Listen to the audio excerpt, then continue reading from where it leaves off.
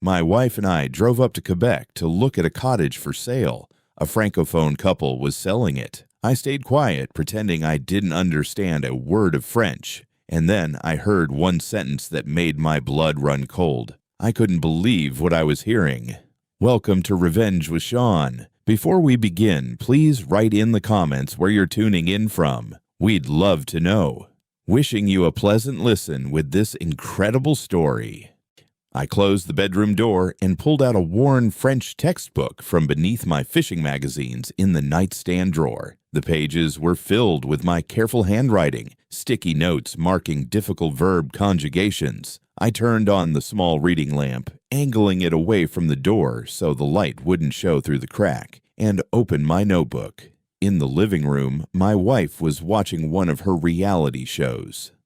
The volume was loud enough that I knew she wouldn't disturb me for at least an hour. This had been my routine for 14 months now. Every evening, when she was absorbed in her programs or out at her book club, I sat down with my textbooks and language apps. At first, it was just curiosity. After I retired from my position as a project manager at a construction firm in Hamilton, I found myself with endless hours and nothing to fill them. Then one day, I saw an advertisement for free French courses online, and something clicked. I'd always regretted not learning French properly. Growing up in Ontario, I'd had the mandatory French classes in school, but I'd been a lazy student, more interested in hockey and girls than conjugating verbs. Now, at 63, I finally had the time, and surprisingly, the desire. But I told my wife nothing. I didn't intend to. 3 years ago, when I mentioned wanting to take a woodworking course at the community center, she'd laughed so hard that the wine she was having nearly came out her nose. "James, you're 60 years old," she'd said, not even looking up from her phone. "You'll hurt yourself with the power tools. Besides, we don't have room for another hobby you'll abandon in a month." "I haven't abandoned anything in a month," I tried to object. "I just want to try something new." "New?" She chuckled. "You said the same thing about golf, about photography, about that ridiculous drone you bought. Face it, James, you're not a hobby person. Just watch your hockey and let me handle the interesting things." Back then, I'd stayed silent, but the sting of her words settled deep inside me. And when 6 months later I thought about signing up for a photography club, I didn't even bother mentioning it. I knew what she'd say. Since then, I stopped sharing my interests with her entirely. What was the point if she'd just mock them anyway? It was as if I'd become invisible in my own home. She decided where we vacationed, which was always somewhere she wanted to go. She decided what furniture to buy, when to have her friends over, what renovations needed doing. I worked in the garden, fixed things around the house, agreed with her plans, and sometimes tried to suggest alternatives. But she'd wave me off. "James, I know better. You don't understand design. Let me handle it." And I retreated, time after time after time, until I got used to being a background character in my own life. I poured myself some tea from the thermos I kept specifically in the bedroom, so I wouldn't have to go to the kitchen and attract attention. I settled into my armchair and immersed myself in the exercises, pronouncing words in a whisper, checking my pronunciation through an app on my phone with earbuds in. I liked the feeling of having a secret, something of my own that she didn't know about and didn't control. It was my little space of freedom in a world where everything else had long ceased to belong to me. About an hour later, laughter drifted in from the living room. Some dramatic moment on her show, probably. She was commenting loudly, maybe on the phone with her sister. I could hear her animated voice, her giggles. She hadn't laughed like that with me in years. I sighed and returned to my textbook, trying not to think about how much our marriage had changed. When we got married 41 years ago, everything was completely different. She was warm and interested in my opinions. Together, we dreamed about the future, took long drives through the countryside, made plans, and laughed at silly things. She called me her rock and said I was the best thing that ever happened to her. I believed every word. I was happy just to be near her, listening to her dreams about traveling the world, buying a cottage up north, watching our future grandchildren grow up. But over the decades, something shifted. She became harder, more critical. Our daughter Daniela grew up and moved to Montreal for work. Once she was gone, it was like the glue that held us together dissolved. My wife started spending more time with her friends, her clubs, her activities. I became an afterthought. I'd worked hard my whole life, saved diligently, invested wisely. We had a comfortable retirement. The house was paid off, a healthy pension, a solid investment portfolio. But she never missed an opportunity to remind me that it was her family's money, her inheritance from her parents, that had allowed us to buy the house in the first place. If not for my family, she'd say when we argued, we'd still be living in that cramped apartment in Stony Creek. I stayed silent because part of me worried she was right. That without her family's help 40 years ago, we really wouldn't have achieved what we had. That my contributions didn't count as much. We had one daughter, Daniela. She'd moved to Montreal 12 years ago for a job in finance. She was successful, spoke fluent French from her years there, and visited perhaps twice a year. Phone calls were brief, perfunctory. She loved me. I knew that, but our relationship had grown thin. The way relationships do when distance and busy lives quietly pull people apart. I missed her deeply, more than I ever said out loud. And now, on a Tuesday evening in October, with autumn pressing cold against the bedroom windows, I sat in my armchair, whispering French verbs into the dark, feeling strangely grateful for this small private world I had built for myself. I had no idea it was about to save me. The trip to Quebec came about the way most things in our marriage did, she decided. And I went along. She'd seen a listing online, a stone cottage about 40 minutes outside of Quebec City, sitting on a quiet lake, 3 bedrooms, a wooden dock, and a price that seemed almost too good to be true. She'd been talking about a cottage for years. And now, with retirement settled in and the winters growing longer, she wanted it done. We're going up this weekend to see it, she announced at dinner one Thursday. Not a question. This weekend, I said. I had plans to... James. That tone, the one that meant the conversation was already over. We've been talking about a cottage for 20 years. This one won't last. I'm not missing it because you had plans to sit in the garage. I drove. Of course I drove. She spent most of the 3-hour trip on her phone, texting her sister, scrolling through home decor accounts, occasionally reading me cottage renovation ideas I hadn't asked for. I kept the radio low and thought about my French. I'd been working on a difficult chapter about the subjunctive mood, one of those grammatical knots that makes the language beautiful and maddening at the same time. I quietly conjugated verbs in my head to pass the time. Il faut que je comprenne. It is necessary that I understand.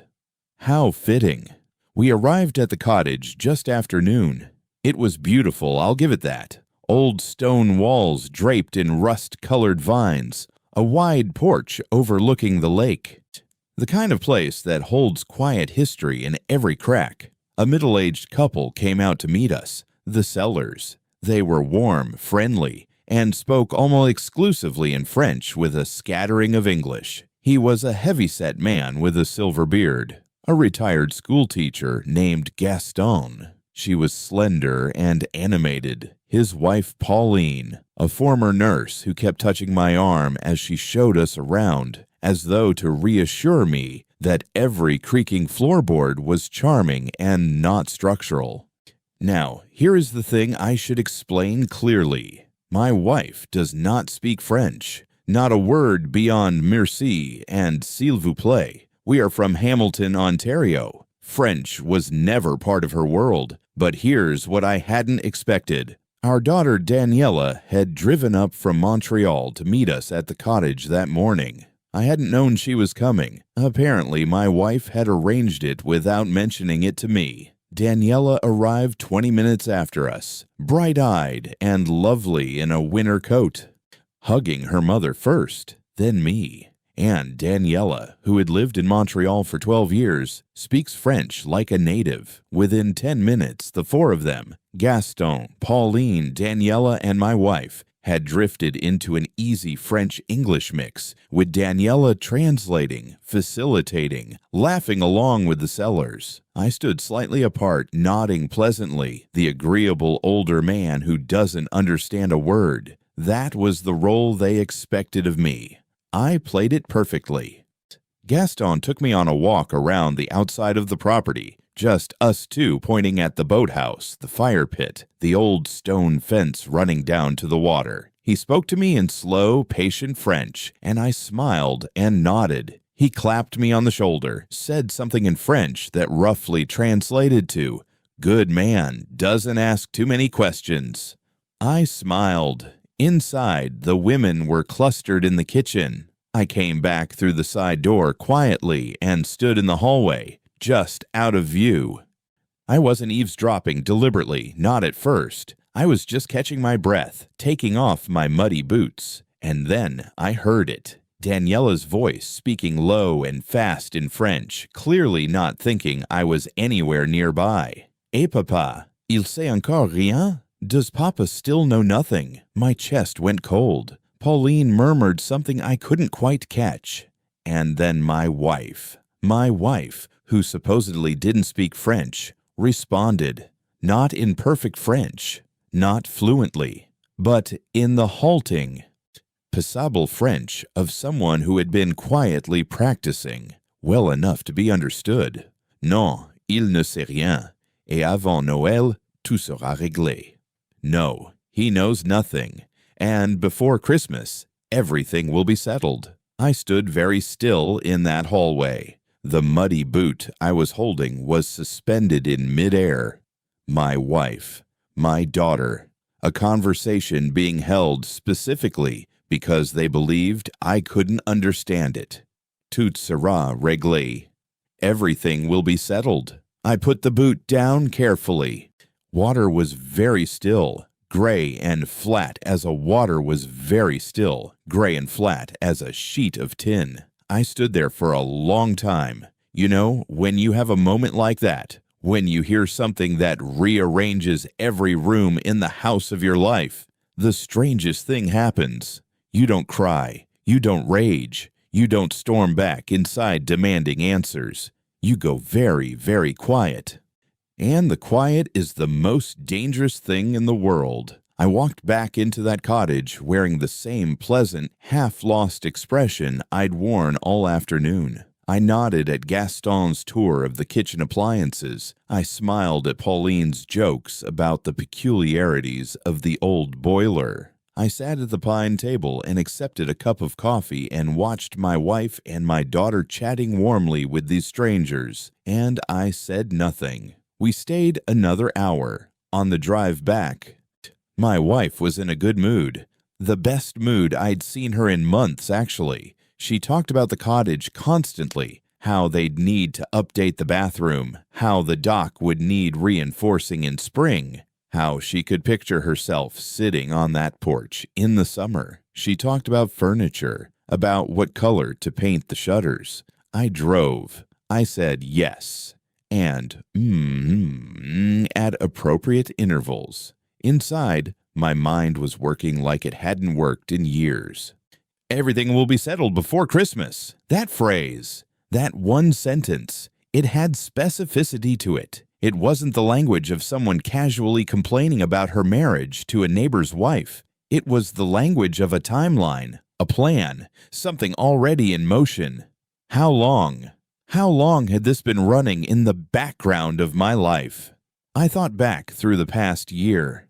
Small things suddenly looked different.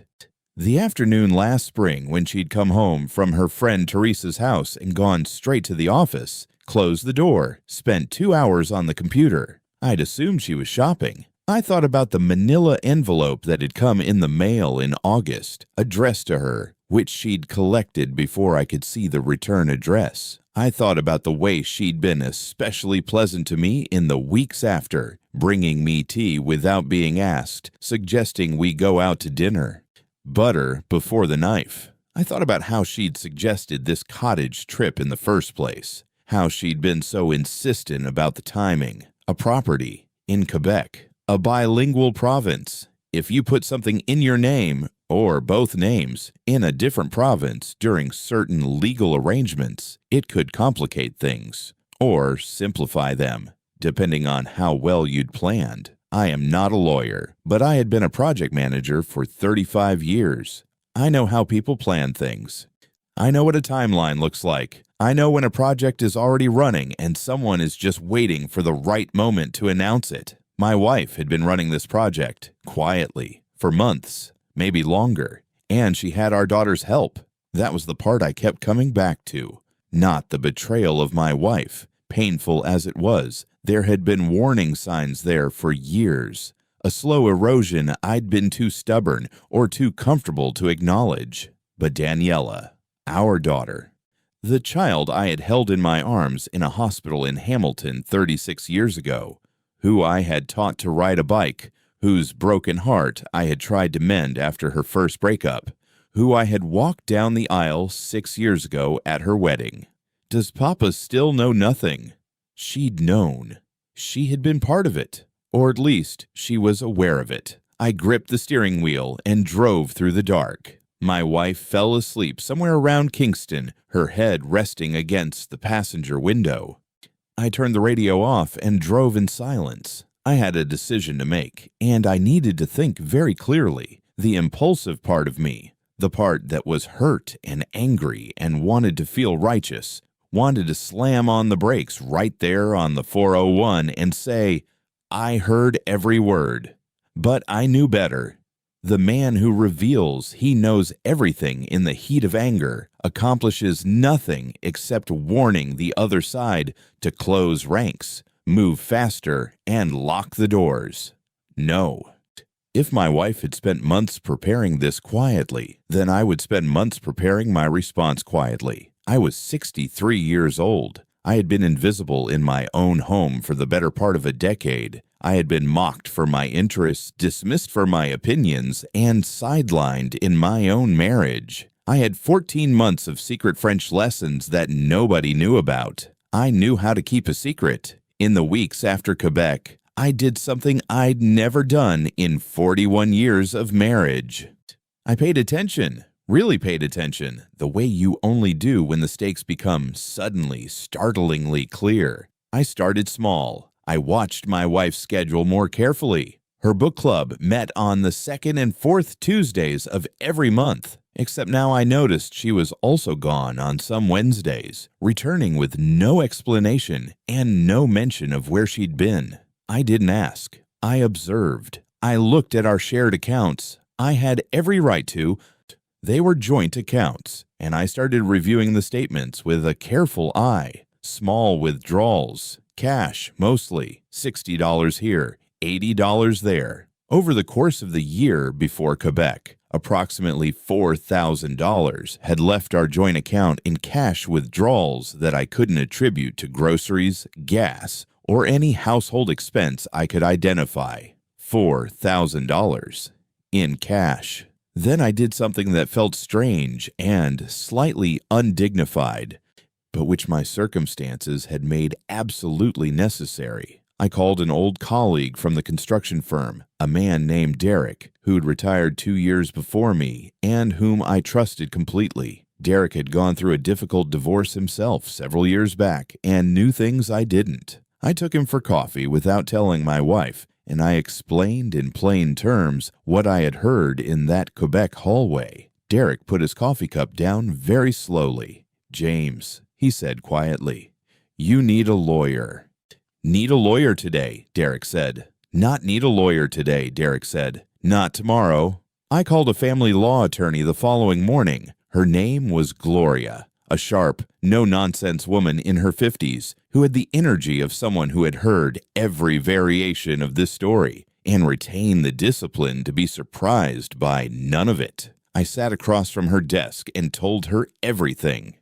She listened without interrupting. When I finished, she asked me several questions, methodical, specific, occasionally uncomfortable. Then she leaned back in her chair and said something that I have thought about many times since. Mr. Hartley, in my experience, when someone says everything will be settled before Christmas, they have already consulted a lawyer, which means right now you are behind. We need to close that gap immediately. She was right. Over the next 3 weeks, Gloria and I worked steadily. She asked me to document everything I could remember about our finances, and I was well positioned to do that. As the project manager in our household for 40 years, I had the organized mind of a man who kept records. I pulled together everything: tax returns stretching back decades, pension documents, investment statements, property records, and as I went through everything,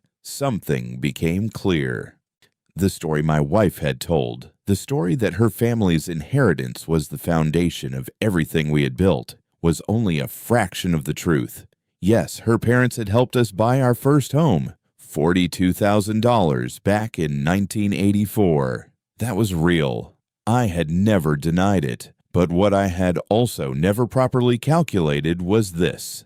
In the 41 years since, I had worked without interruption. I had risen from a junior site supervisor to a senior project manager, earning a respectable salary, investing consistently, building the pension that now formed the bulk of our retirement income. The house we'd bought with her parents' help had been sold and upgraded twice, using money I had earned. The investment portfolio that gave us our comfortable retirement had been built almost entirely through my disciplined saving. The inheritance that my wife loved to brandish as proof of her family's superior contribution.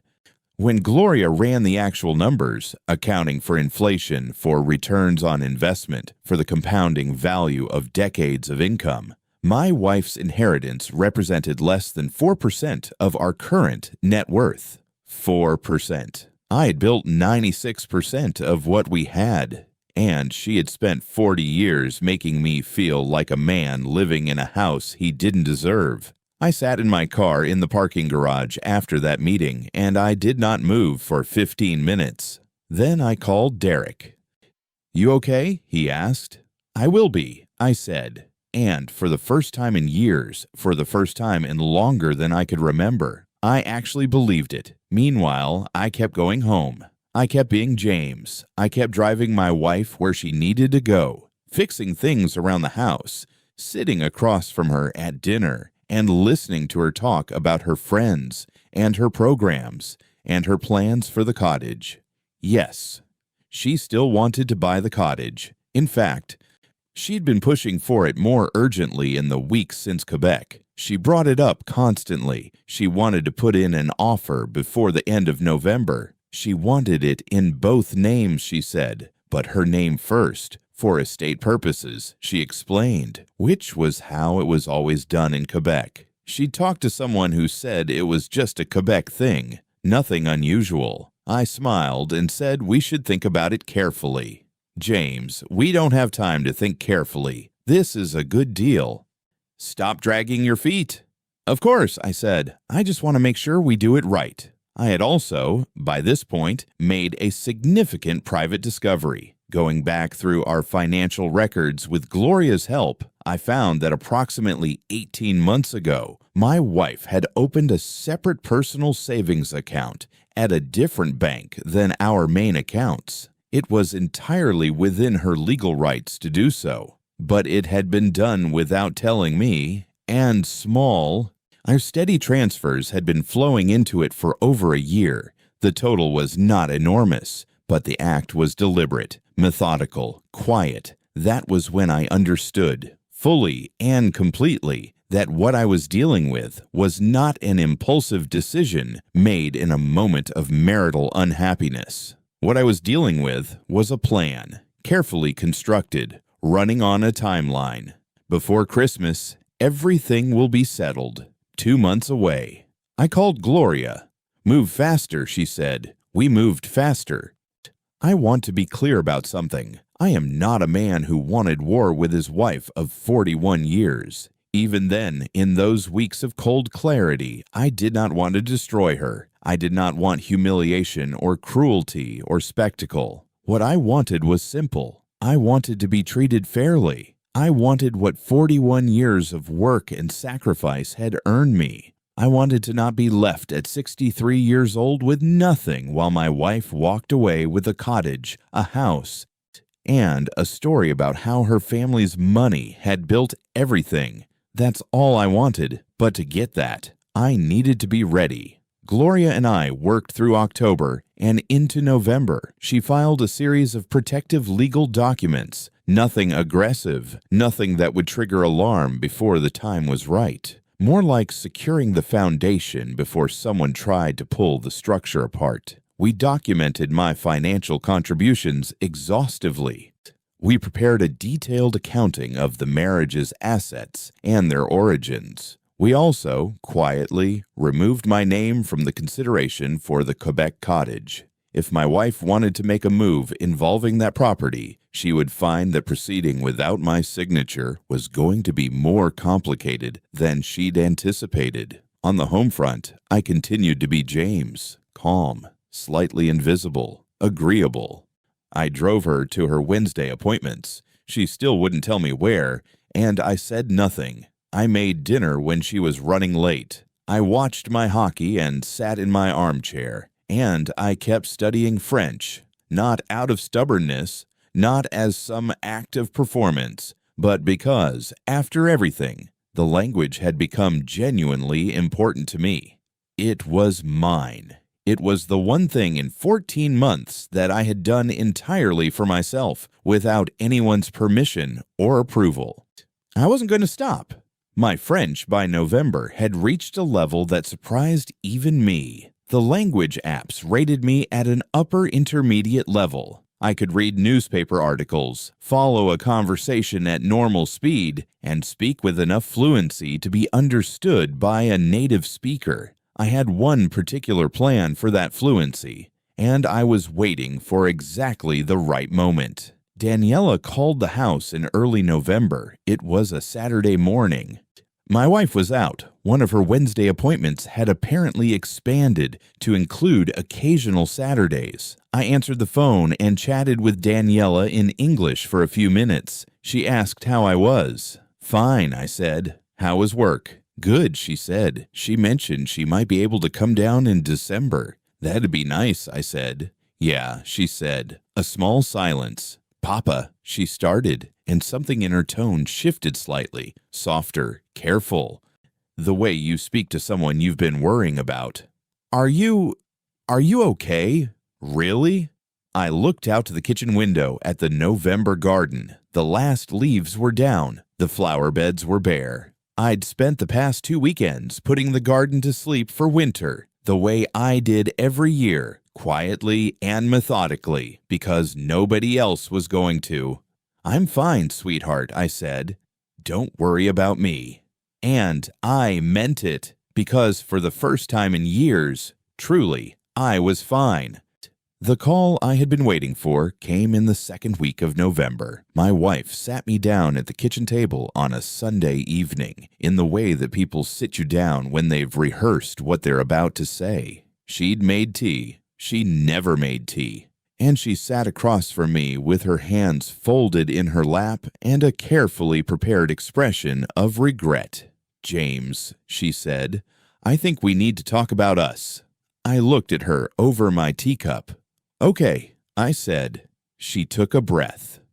"I've been doing a lot of thinking, and I think we've grown apart. I think we've been unhappy for a long time, and I think it's time to be honest with each other about that." She had more. A speech about how we'd become strangers, how she needed space to find herself, how she wanted us both to be able to live fully in the years we had left. It was well prepared, reasonable in tone. She never raised her voice. She was careful never to say anything that sounded like an accusation. I listened to all of it. Then she said the words she'd been building toward. "I'd like us to separate. and I think the cleanest way to do this is to speak with our lawyers and work something out fairly. Fairly. That word. I've already spoken to a lawyer, actually, she added, as though this were a minor administrative detail, just to understand what the process looks like. She thought the most straightforward approach would be, "So have I said quietly. She stopped. "You've already spoken to a lawyer?" "Since October," I said. After Quebec, a very brief flicker crossed her face, just for a second, like a power interruption. "Oh," she said. "Well, that's good, that it can be clean. I really do want this to be fair, James. You know that." I looked at her for a long moment. "Do I?" I said. She blinked. "What does that mean?" "It means," I said slowly, "that I look forward to the conversation." And I stood up, thanked her for the tea, and walked out of the kitchen. The meeting with both lawyers happened on a Thursday morning in late November, a neutral office in downtown Hamilton. My wife arrived with her lawyer, a tall, efficient-looking woman named Barbara. Gloria sat beside me, a small rectangular table between us. Outside, the first real snowfall of the season was coming down. My wife wore her best blazer. She had the same careful expression of composed regret that she'd worn at the kitchen table. She spoke first, as she always preferred to do. She outlined her position, the dissolution of assets she felt should acknowledge certain factors, her family's foundational contribution to their shared life, the fact that she had managed the household for 40 years while he worked, the reasonable expectation of an equitable division. Barbara presented the figures her side had prepared. I looked at the numbers on the page in front of me. Then I looked at Gloria. Gloria allowed a small pause, the kind a good lawyer uses to let the other side feel comfortable, and then she began to speak. What followed was 45 minutes of documentation that took apart, piece by piece, the 40-year mythology of my wife's superior contribution to our marriage. Not viciously, not with drama, just with arithmetic. The pension, the savings, the investments, the 2 houses bought and sold, the income that had built the life, year by year, decade by decade. The inheritance from her parents, real, acknowledged, fully credited, measured against everything else, and found to represent, as I mentioned, less than 4% of our total net worth. My wife's expression changed about 10 minutes in.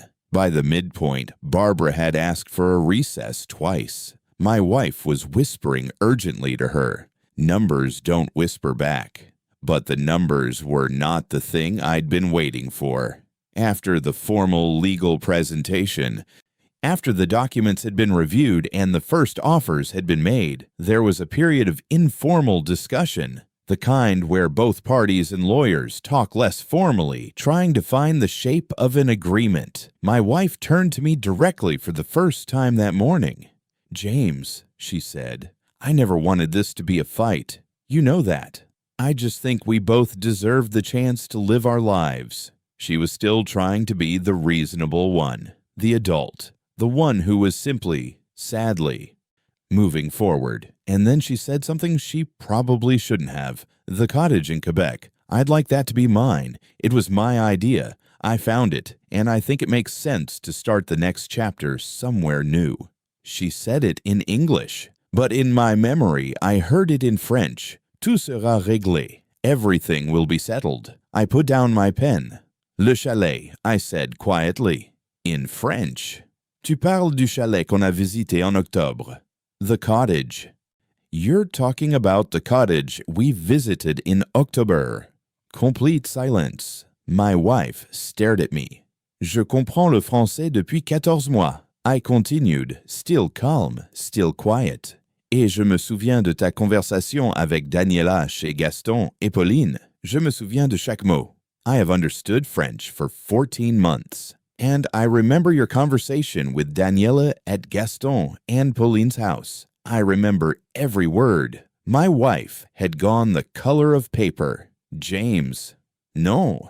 Il ne sait rien." Et avant Noël, tout sera réglé. I quoted her back to herself, word for word, in the accent and rhythm of the Quebec kitchen where she'd said it. She put her hand over her mouth. Barbara looked at her client. Gloria looked at her notes, very professionally, as though she had seen this before and was giving the room its moment. My wife said nothing for a long time. When she finally spoke, her voice was different. The composure, the careful performance of reasonable regret, it was gone. What was underneath was something I hadn't seen in years. Something real. How long? She whispered. How long did you know? Since the hallway, I said. I had my boots off. You didn't hear me come back in. She closed her eyes. Daniela doesn't know, she said quickly. She didn't know I was planning this. She found out a few months ago that things were bad between us, and she was worried. She wasn't. I know, I said. In the kitchen. Does Papa still know in the kitchen? Does Papa still know nothing? Was a worried daughter checking in, not a co-conspirator confirming a scheme. I was still hurt by it, but I understood it. What do you want? My wife asked. What's fair? I said. What 41 years earns. Not a fight, not a spectacle. Just what's fair. She looked at me for a long time. And in that look, I saw something I hadn't expected. Not calculation, not strategy, but something more tired and more honest than either of those. Regret. Real regret. Not for the plan, for the marriage, for the years of small dismissals and quiet condescension that had hollowed out a perfectly decent life and left two people sitting across a conference table in the snow. I know I wasn't kind to you, she said. These last years. I didn't disagree. I'm sorry for that, she said. I know that doesn't fix it. No, I agreed. It doesn't. But I let it land. I took it for what it was. It wasn't nothing. The settlement took 4 months. It was not painless. There were difficult weeks, difficult conversations, moments when the lawyers were earning their fees, but it did not become what it could have become. Both sides had seen enough of the other's preparation to know that a prolonged war would be expensive and exhausting and would produce nothing that a reasonable agreement couldn't produce better. In the end, I received the house. We agreed she would receive a significant buyout, which was fair, and the bulk of my pension and investments, which was fairer still, given what the documents had shown. The Quebec cottage was removed from the equation entirely. She found something she preferred anyway, closer to her sister in Ottawa. We divided 41 years of accumulated life between us in a way that was workable, if not painless. Some things can't be divided fairly. Those you just have to let go of. In March, I listed the Hamilton house and bought something I had chosen entirely alone for the first time in my adult life. It was a small property north of Kingston, not as grand as the Quebec cottage, but it had a wide front porch, a wood stove, and a view of a lake that turned gold in the mornings. It needed work. The kitchen floor was uneven. One of the window frames was rotting. The back fence had partially collapsed. I was delighted. I moved in on a Thursday in late March. I spent the first evening alone on the porch with a cup of tea, watching the sun go down over the water, with no television, no reality show in the background, no one to tell me I wasn't a hobby person. I started on the kitchen floor the following morning. Daniela called 3 weeks after the settlement was finalized. She sounded nervous, the careful, guilty nervousness of someone who isn't sure how much they've been blamed. Papa, she said, can we talk? We talked for 2 hours. It was the longest phone conversation we'd had in years. She explained what she knew and when she'd known it. She'd noticed her mother's mood, the tension, the careful preparations. She hadn't understood the full scope of it. She hadn't participated in it. But she had known something was coming, and she had been, she admitted, crying quietly, too afraid to say anything to me, afraid of being caught between two parents, afraid of making it worse. I should have told you, she said. I'm sorry, Papa. I'm so sorry. "You're my daughter," I said. "You were in an impossible position. I know that. Are you angry with me?" I thought about it honestly. "I was. A little," I said. "For a while." "And now?" "Now," I said, "I'm more interested in what comes next." She came to visit the new cottage in April. She helped me sand the kitchen floor, and we got into an argument about the best technique that made us both laugh until we had to stop working. She told me about her life in Montreal, things she'd never shared properly before because somehow there'd never been space in our conversations for it. I told her about the French lessons. She looked at me like I'd grown wings. "Papa," she said slowly, "you've been studying French for a year and a half, and you never told anyone." 14 months, I confirmed. "And in Quebec, you just—" I understood every word. She stared at me. Then she started laughing. Not unkind laughter, the delighted, disbelieving laughter of someone realizing they've completely underestimated a person. "Mon Dieu, Papa," she said. "You absolute legend." We finished the kitchen floor that weekend. It came out beautifully. I want to say something before we close out today, and I want you to really hear it. This is not a story about revenge. I know that might be surprising given the channel you're watching, but stay with me for a moment. What happened to James?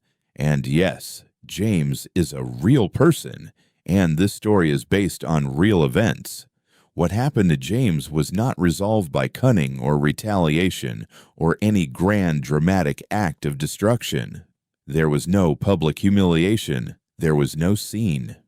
There was no moment where the villain collapsed sobbing on the floor while the hero stood triumphant. There was a man in a hallway with his boot in his hand who heard a sentence he was never supposed to hear, and instead of reacting, he went quiet. He went home.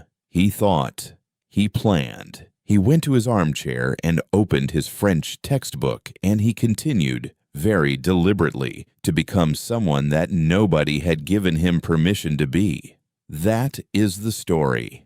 A man who had been told, in 1,000 small ways over 1,000 small days, that he was ordinary, that he wasn't a hobby person, that he didn't understand things, that without the right people and the right money, he would have been nothing. A man who had begun to believe it, because when someone tells you something long enough, in your own home, by your own fireside, some part of you starts to hear it as the truth. But James had been building something in secret, not out of strategy. Not because he'd anticipated the betrayal and wanted to be ready for it. He'd been building it simply because one day an advertisement for a French course appeared on his screen, and something inside him, something that hadn't quite been extinguished yet, said, "Yes, that. I want that." And he did it quietly because it was the only way he knew how to do it anymore. That secret became the tool that revealed the truth. And the truth became the foundation for the life he actually deserved to live. I think about that a lot. How many of us are sitting quietly on something? A dream we stopped mentioning because someone laughed at it. A skill we stopped developing because someone told us we weren't that kind of person. A version of ourselves we folded up and put away in a nightstand drawer because the world around us just kept insisting we were something smaller. James never gave a speech. He never confronted his wife in anger. He never sent a message designed to wound or to shock. He just sat in a conference room in November and said, in clear, calm French, "I was there. I heard everything. I remember every word. And that was enough. The chair of your life belongs to you. The language you choose to speak in it, literally or otherwise, is yours. Nobody else gets to decide what you're capable of learning." James is 64 years old as I record this. He lives on a lake north of Kingston. The kitchen floor is fixed. The back fence is almost done. His daughter visits every few weeks now, and they've started cooking French recipes together. She is deeply impressed and will not admit it. And on Sunday evenings, he sits on his wide front porch with a cup of tea and watches the light change on the water. He told me he's working on a new chapter of French grammar, something to do with conditional tenses. What would have happened if you'd stayed silent? He smiled. I wouldn't be here. Thank you for listening to this story today. If it moved you, if it made you feel something, please share it with someone who needs to hear it. And if you haven't already, subscribe to this channel. Every single person who subscribes is a quiet vote for stories like this. Real stories, human stories, stories about dignity and patience, and the kind of courage that doesn't look like courage until you see what it built. And for everyone who made it to the end of this video, you know who you are. Thank you. Truly. Until next time. This is Revenge with Shawn, and this has been James's story.